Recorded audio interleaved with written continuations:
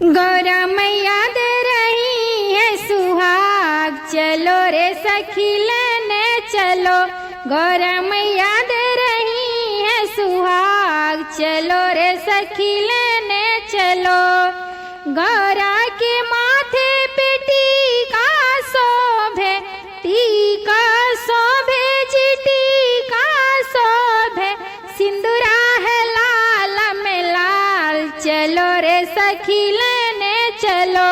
अरे सिंदूरा है लाल में लाल, चलो रे सखी लेने चलो। गौरा मैया दे रही है सुहाग, चलो रे सखी लेने चलो। गौरा के कानों में कुंडल शोभे, कुंडल शोभे जी कुंडल शोभे, बिंदिया है लाल में लाल, चलो रे सखी लेने चलो। अरे बिंदिया है लाल में लाल, चलो रे सखी लेने चलो। गौरा मैया दे रही है सुहाग, चलो रे सखी लेने चलो। गौरा के हाथों में चूड़ियाँ शोभे, चूड़ियाँ शोभे जी चूड़ियाँ शोभे, मेहंदी है लाल में लाल, चलो रे सखी लेने चलो। अरे मेहंदी है लाल में लाल, चलो रे सखी लेने चलो।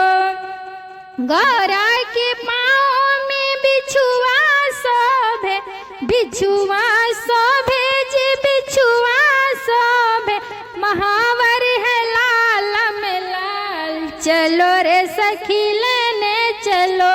अरे महावर है लाल में लाल, चलो रे सखी लेने चलो। गौरा मैया दे रही है सुहाग, चलो रे सखी लेने चलो।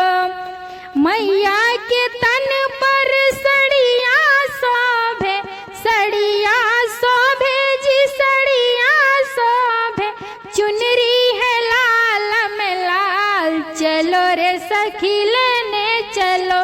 गौरा मैया दे रही है सुहाग, चलो रे सखी लेने चलो। अरे चुनरी है लाल में लाल, चलो रे सखी लेने चलो।